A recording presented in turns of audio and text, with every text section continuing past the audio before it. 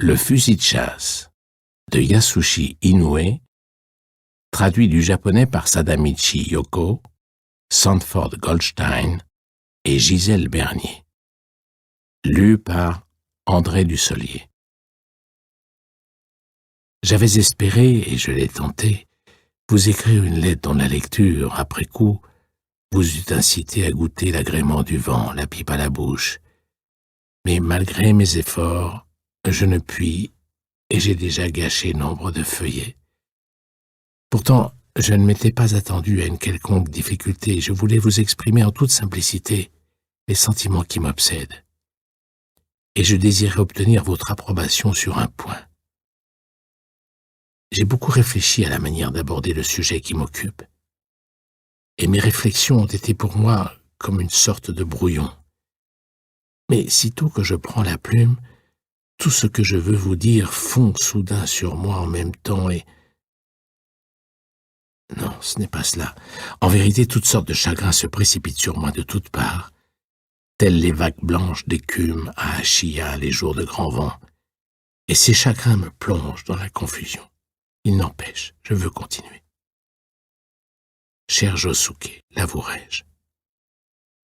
Je sais tout sur vous et mère. Je l'ai appris le jour même où mère est morte. En cachette, j'ai lu son journal. Si je devais vous dire ceci de vive voix, comme cela me serait difficile. Sans compter ce que ma tentative pourrait avoir de pénible, il me serait sans doute impossible de vous adresser la parole sans incohérence.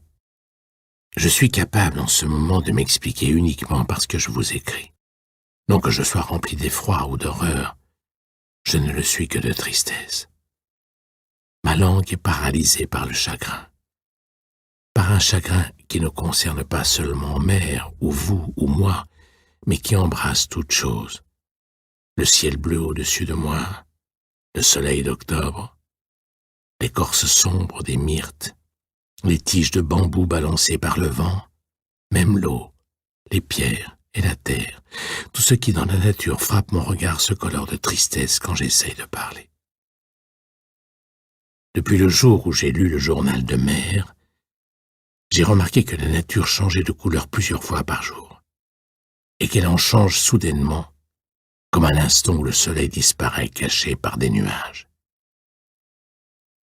Dès que ma pensée se porte vers vous et mère, tout ce qui m'entoure devient autre. Le saviez-vous? En plus des 30 couleurs au moins que contient une boîte de peinture, il n'en existe une qui est propre à la tristesse et que l'œil humain peut fort bien percevoir.